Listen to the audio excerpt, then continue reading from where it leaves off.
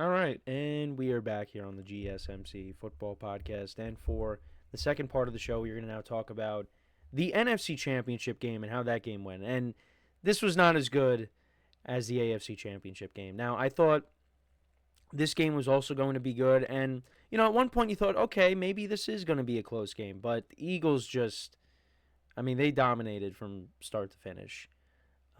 They had seven rushing touchdowns in this game. Now, some of them, it was courtesy of the tush push, but still, that hasn't happened. I think my cousin was telling me because we were watching the game, that hasn't happened since I think like the 1950s or something.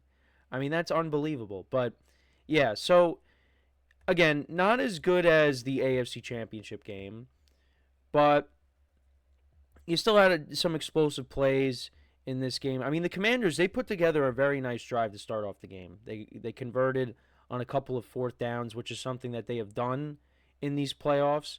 They almost they took up half the quarter to open up the game. They went 18 plays, and 54 yards. They converted on 4th and 5. Jane Daniels connected with Zach Ertz, who had a big game. He was their leading receiver for 7 yards. And then they went for it on 4th and 2, picked up another 5 yards. Jane Daniels scrambled for the first down. And then it was 4th and 3 from the Eagles 16. And Dan Quinn elected to go for the field goal and get the points. And, Tom Brady and Kevin Burkhardt were kind of joking on the broadcast because they're like, well, why aren't you going to go for it here? But I think this was the right call because at some point it's like, okay, you got to take the points. All right?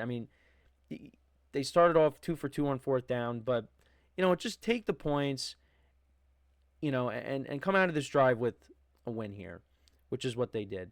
And I look, you guys could say I'm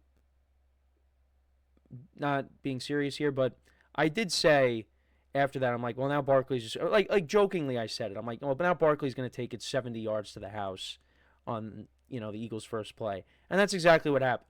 Well, not 70 yards, but he went 60 yards on the Eagles' very first play. Actually, a nice return by Will Shipley, 35-yard return. He actually had a big run in this game and then also had a touchdown as well. He was part of those 7 rushing touchdowns. And then Barkley from the 40, 60 yards. And some of the worst tackling you'll see. I don't know what the Commanders were doing on that play. They did not get Barkley down. And, he was down the sideline, and then he cut back in, and he scored. And, yeah, from that point on, you were like, yeah, this is not looking good. Because then the Commanders did something they haven't done this whole postseason, and that's turn the ball over. And that's exactly what they did on their next drive. Jane Daniels on first down connected with the A.J.Brown, and he ends up fumbling. Zach Bond, responsible for that, gets recovered by Reed Blankenship, and then the Eagles immediately turn that into another touchdown. They go 6 plays, 48 yards. On 1st and goal, Barkley scores from 4 yards out. So already in the first quarter, Saquon Barkley has 2 touchdowns. Then the Commanders responded, but it led to another field goal. And see, this is the problem. In a game like this, when you're seeing, the Eagles and their running game working, and also on top of that, you turn the ball over, and they're scoring touchdowns and you're scoring field goals. How many times have we seen a game like this? It's not a recipe for success. The Commanders had to, go tit for tat here, and they didn't. They were scoring, but they were not scoring touchdowns. Now, however, Jake Elliott did miss a field goal. Eagles put together a 12-play drive. They get down to the Washington 36, and Jake Elliott misses a 54-yarder. And then the Commanders, they make it 14-12. They go 5 plays, 56 yards.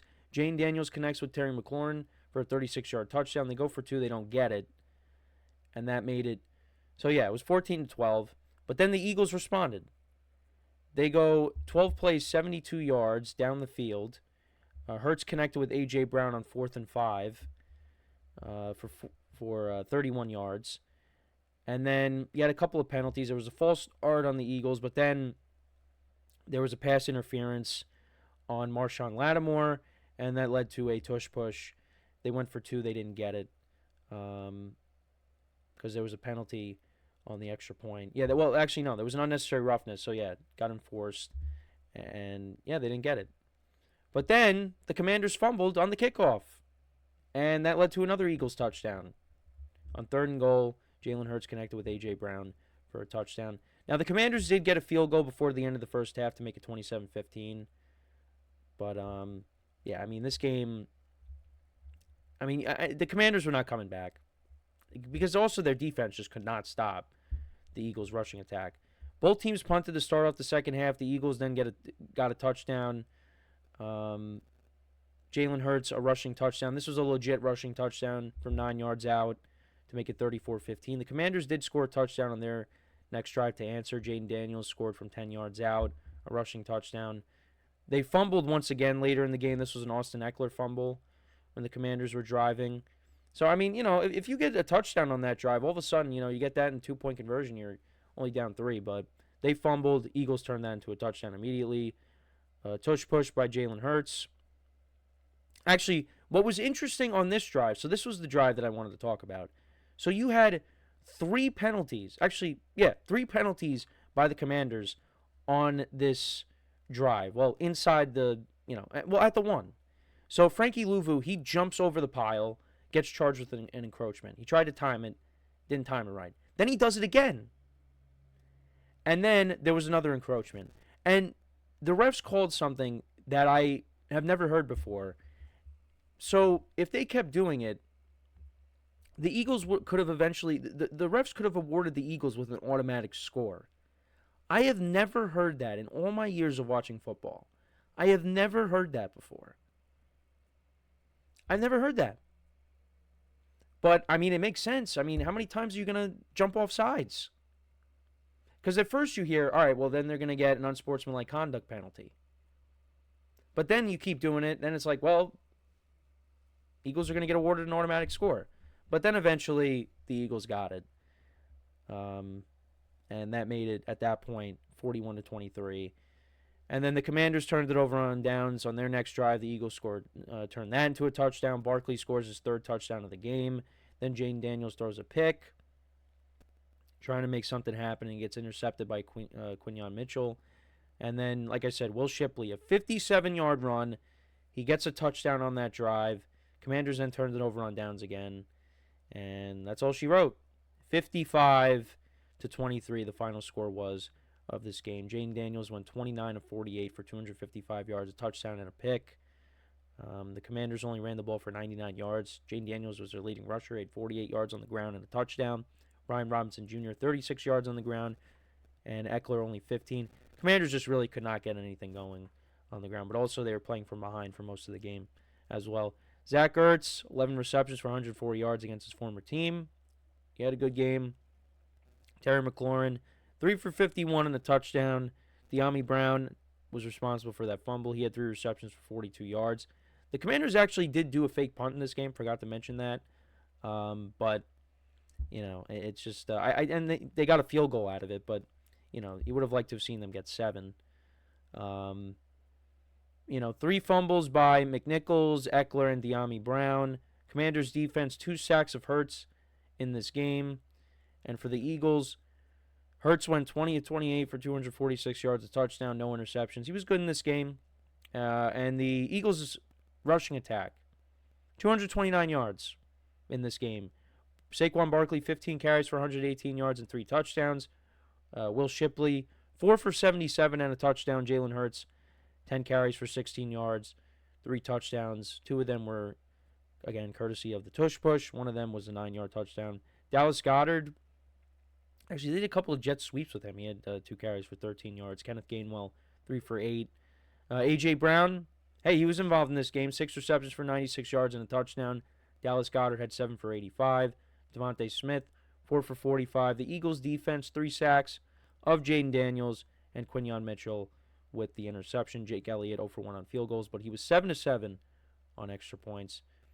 And we have a comment in the chat from Parker Todd.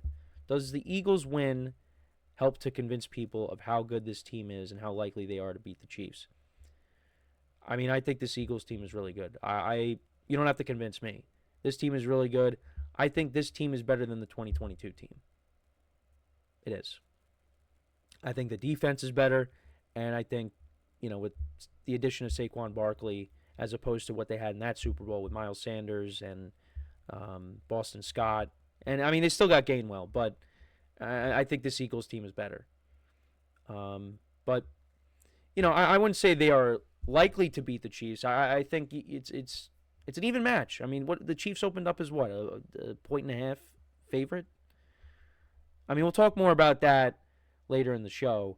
But yeah, so right now, so now the line is the Eagles are +2. So, but this Eagles team is really good.